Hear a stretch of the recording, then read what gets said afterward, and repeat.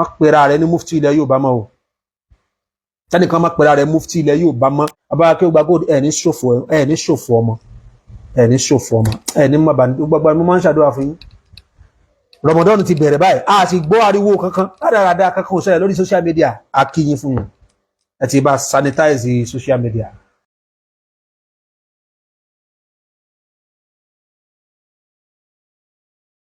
Kẹ́nìkan single-handedly kó máa lérò pé òun ju gbogbo ilẹ̀ Yorùbá lọ òun yan mufti fún gbogbo ilẹ̀ Yorùbá tí ó sì sáṣẹ̀yìn bàbá yìí bẹ́ẹ̀ àmì ìtẹ́ ṣe alhamdulillah inú mi dùn ọkàn mi wá yọ ọkàn mi balẹ̀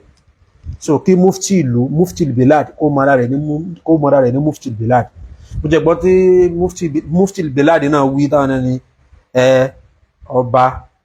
òun ló lórí gbogbo imam olóyè ọba ni wọ́n nínú àwọn ọ̀dà pé second hand àbí kí náà pé àfà ẹja ṣàlàyé fún yín sà ọba jẹ́ olórí fún ìlú ẹ̀ bó ṣe jẹ́ nìyẹn ọba jẹ́ olórí fún ìlú ẹ̀ kò dẹ̀ sẹ́ni torí pé àwọn ni dhillullahi fil ard ọba jẹ́ olórí fún ìlú rẹ̀ ẹnìkan kan ò gbọ́dọ̀ tako imam ń bẹ lábẹ́ ọba àmọ́ ọba tó bá fẹ́ lu ọlá pẹ́ òun náà gbọ́dọ̀ mọ̀ yí pé imam olórí ni torí òun ó tò lẹ́yìn rẹ̀ kírun ni tí imam bá kúnlẹ̀ kí ọba níta gbangba tí tọ́ba náà bá fẹ́ lu ọlá rẹ̀ pẹ́ ó gbọ́dọ̀ gbé ọlá imam aṣíwájú torí tó bá jíjọ́ gbọ́ndẹ̀l kíyàmọ̀ wọ́n gbé imam dìde síwájú rẹ̀ yóò tò lẹ́yìn imam ẹni so àmọ́ dhillullahi fil ard ńlọba ọba jẹ́ olórí fún ìlú ẹ̀ ìlú tó bá ti wá jẹ́ mùsùlùmí tó bá ti jẹ́ mùsùlùmí gidi mùsùlùmí gangan tí ò ṣe nǹkan ní olóyè ọba onímọ̀ a dispute dẹ̀ yẹn àmọ́ ọba ìlú kan ṣoṣo kò gbọ́dọ̀ pera rẹ̀ lólórí fún gbogbo mùsùlùmí ilẹ̀ Yorùbá ìwọ tó yẹ pé àṣẹ rẹ̀ gangan ò tí ì tayọ báńdìrì ìlú rẹ̀ so kí ọba ìlú kan ṣoṣo wá yan mufti fún gbogbo ilẹ̀ Yorùbá ìkọjáyè ni o ìkọjáyè ẹni kò tẹ lọ tí ọ̀rọ̀ tí mò ń sọ yìí mò ń sọ fún imam ni mò ń sọ fún Mufti Bilad ni o tọ́lá wọn náà sọ pé gbogbo àwọn bàbá yẹn àwọn kọ́ ni authority ọba ìlú àwọn ni mọ́ tí ọba ìlú tí yín bá jẹ́ authority ọba ìlú Òṣogbo ń kọ́ ọba ìlú Ifẹ̀ ń kọ́ ọba gbogbo ilẹ̀ Yorùbá ń kọ́ ṣọ́ abẹ́ ọba ìlú yín náà ni wọ́n wà tí ìmáàmù ìlú yín bá jẹ́ olóyè ọba ṣé ìmáàmù Òṣogbo náà olóyè ọba ìlú yín ni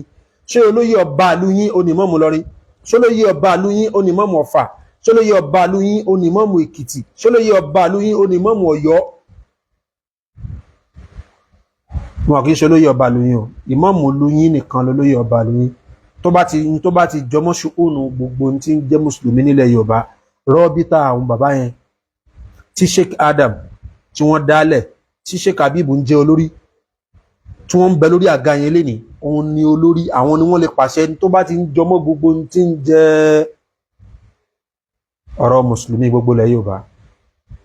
ilé ìtẹ́yìn bàbá ṣe fún wa inú mi dùn ọkàn wa balẹ̀ báyìí àti ní mufti nílẹ̀ Yorùbá ní mufti tẹ́lẹ̀ o lánàá ní mufti àmọ́ Sheikh Abdulrazak Abdulaziz àwọn ni mufti tẹ́yìn bàbá yìí yàn fún wa àtẹ́bá bọ́ tapẹ́ yìí kọlẹ̀ yàn wọn àwọn náà sọ pé àwọn mọ̀ wọ́n rí o gbogbo bí kó bá wọn kí lánàá yẹn ti wá àmọ́ torí pé yìí lẹ yàn wọ́n tẹ́ẹ̀sì sọ pé yìí kọlẹ̀ yàn wọ́n ahlan wa sahlan wa marhaban bikum mufti ilẹ̀ Yorùbá Sheikh Abdulrazak Abdulaziz ọlọ́run jẹ́ lu àyè náà pẹ́ ó ní gbogbo mufti ìlú yòókù oníkálukú jókòó sáàyè ẹ̀ máa ṣe mufti nílùú yín tán fi ọ́ jẹ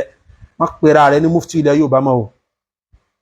tẹ́nìkan má pera rẹ̀ mufti ilẹ̀ Yorùbá mọ́ yàtọ̀ sí Sheikh Abdulrazak Abdulaziz àmọ́ ọ̀rọ̀ kékeré tí máa sọ fún mufti ilẹ̀ Yorùbá ni pé ẹ dákun torí Ọlọ́run àtàlẹ́bù Muhammad ọ̀rọ̀ ọmọ kékeré sàgbàlagbà ni o ẹ má dúró ẹ má fira yín tì síbì kan jù tẹ́ bá ti lè fira yín tì síbì kan jù ọjọ́ tí ìdájọ́ kan bá dé tó bá fi lè favour ibi tẹ́ fira yín tì sí yẹn even kó ṣe wípé òdodo lẹ̀ ń sọ ayé wọ́n ja òdodo yẹn lógun bí nǹkan bá lóun fẹ́ bẹ́ẹ̀ nǹkan bá ní kìíní kan nígbà fún tèmi orí ẹ ti dàrú lọ jókòó sínú yàrá ẹ ó ní gbogbo mufti yòókù ẹ jókòó sínú ìlú yín mufti ìlú yín lẹ́yìn ẹ jẹ bàbá wa kí ó gba gold gbẹ̀yìn Ittihadul Ulama à ń retí ọ̀rọ̀ látọ̀dọ̀ tẹ̀yìn náà lórí mufti ilẹ̀ Yorùbá sẹ́yìn náà faramọ́ ṣé bẹ́ẹ̀ ló ṣe rí